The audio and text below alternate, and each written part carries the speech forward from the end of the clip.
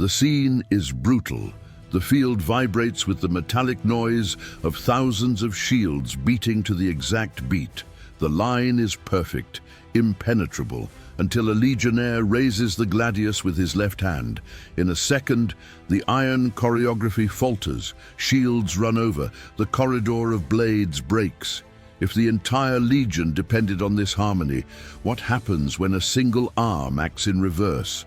Today you'll discover how the mere presence of a left-hander could implode the world's greatest war machine, while also offering deadly advantages in a face-to-face duel.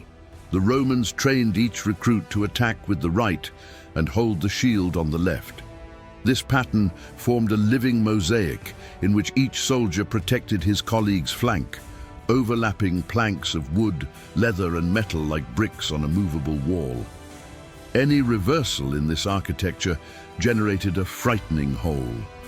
Two shields touching each other at the same point, a blade with no room to hurt, an invitation to the enemy. Imagine the century advancing in a martial step that makes the ground shake. Each legionary receives exactly 3 feet of space, as Vegetius described, not on a whim, but because life and death fit in this interval. This clearance allows you to rotate the gladius without tearing the neighbor, to lower the shield at the right time, to breathe under the pressure of 100 miles of iron. If a left-hander enters the ranks, the math fails. His shield covers the wrong flank, pushes his teammate off the line, and steals vital inches of mobility. This micro-crack, invisible to outsiders, can open like a crack in a wall, and the entire legion collapse under a human battering ram. So while still on the training ground, Capua's sun-stiffened instructor forced the left-hander to repeat the same blow thousands of times with the wrong hand, until his right arm burned, his tendons screamed, and finally obeyed. It was less punishment and more engineering, aligning the soldier with the gigantic living machine that was Rome. Now that you understand how even the smallest detail could spell the ruin of an entire legion, answer me honestly. If a single mistake could compromise the fate of a war, what will your decision to support this content say now? If this excerpt made you see Rome in a new way, leave your like right now. That's what keeps this story alive, coming out of the ruins and reaching you. Subscribe to the channel to continue marching with me through the hidden formations, the flaws that almost no one sees, and the battles that the books hide. Each inscription is like a shield on my flank, and it's like a well-placed blow to the algorithm. Let's move forward together. The re-education did not stop at the barracks. It continued in the heat of actual practice. During wall drills, in which the cohort marched against an embankment defended by veterans pretending to be the enemy, the newly converted left-hander received Gladius pokes on the shoulders whenever his shield slipped from the correct position.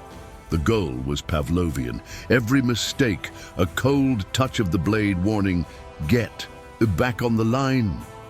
But when combat turned into a melee whirlwind outside the formation, in a sacked city alley or over jagged trenches, the left-hander would reveal his secret letter.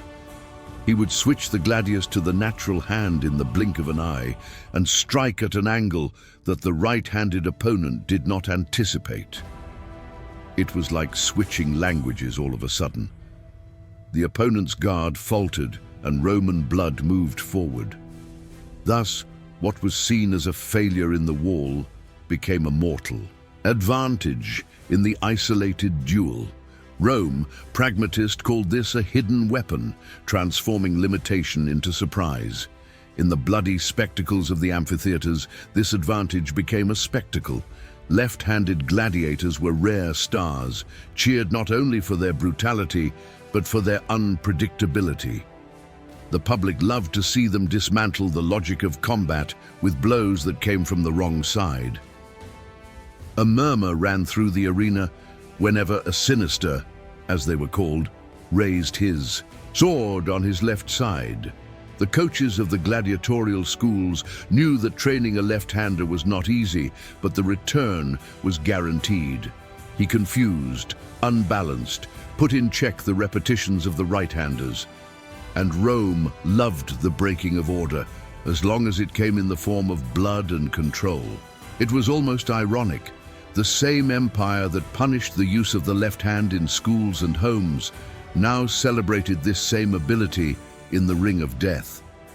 This reveals something profound. Rome had no problem with left-handers. It had a problem with anyone who came out of the ranks. But if this deviation generated results, it was absorbed as a strategic weapon. It has always been like this.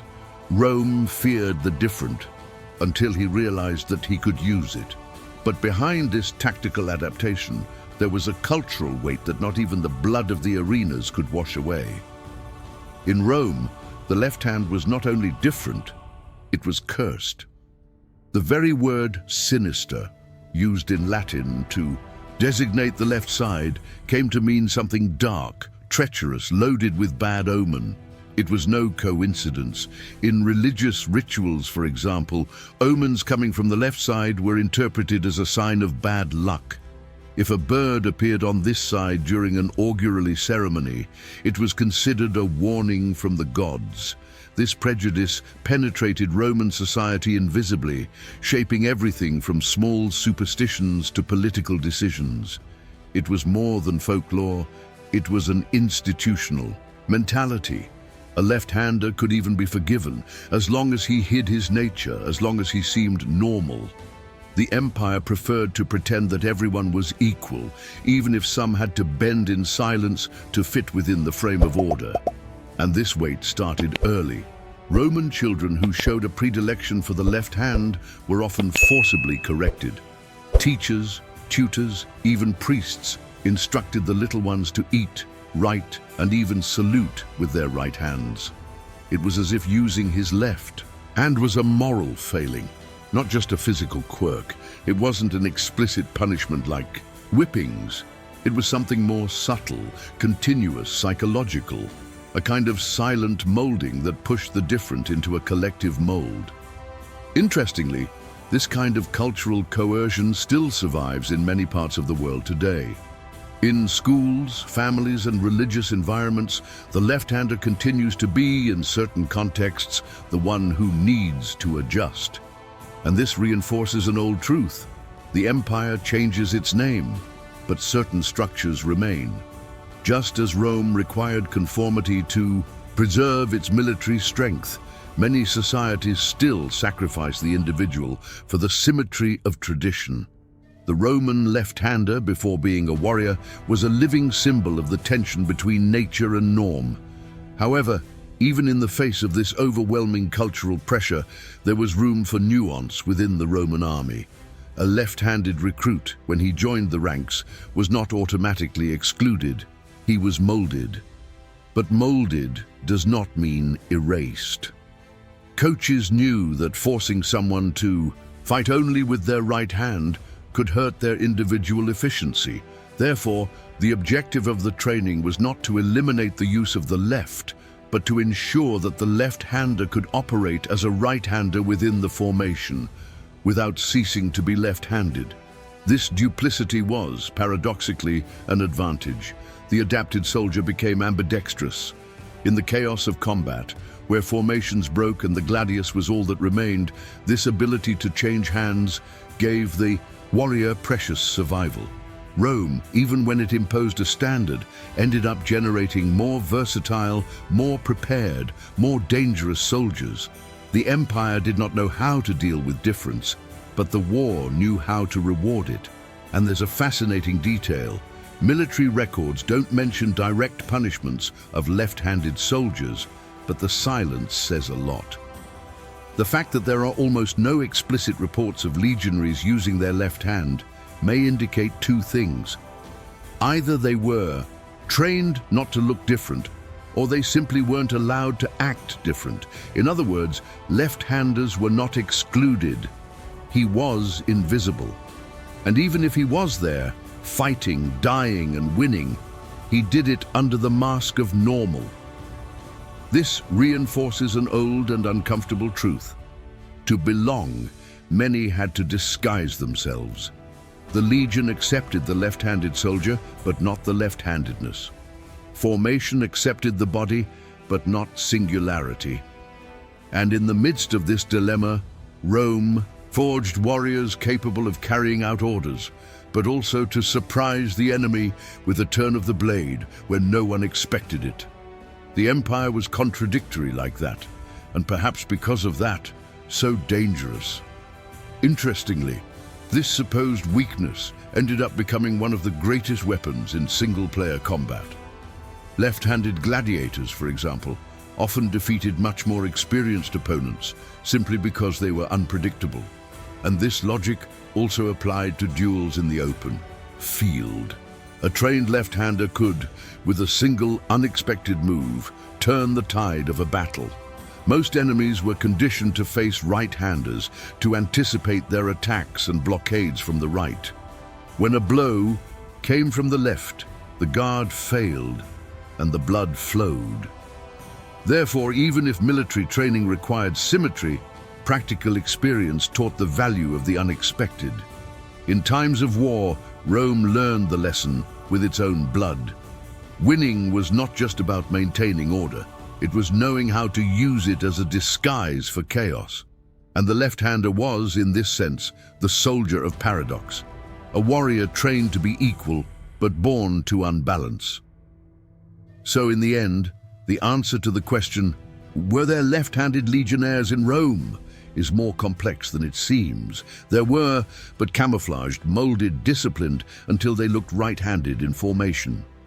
However, when the combat ceased to be collective and became personal, these same men revealed a hidden trump card, the element of surprise, and it teaches us something powerful about Rome and about us. The world often forces uniformity. It forces the different to fit in, as if the force resided only in symmetry. But the real power is in those who can be part of the wall without losing its unique blade. If you're left-handed, you might understand this metaphor better than anyone. You learn to adapt, but you never stopped being who you are. And maybe that's why you're stronger than you think. Now tell me, are you right-handed or left-handed? And in your opinion, would it be an advantage or disadvantage to be a left-handed legionnaire?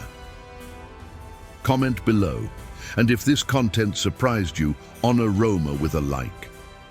If this content made you learn something new, if it gave you a perspective that you had never stopped to think about, so reciprocate now with a simple gesture. Leave the like. This shows me that it is worth continuing to bring this type of story that transforms knowledge into real impact. And if you felt that your view of Rome has changed, imagine what is yet to come. Subscribe now to the channel and walk with me inside the walls, the rituals and the truths that no one dares to tell. Here, each video is a new armor for your knowledge, and every click of yours, it's as if you said, I want more.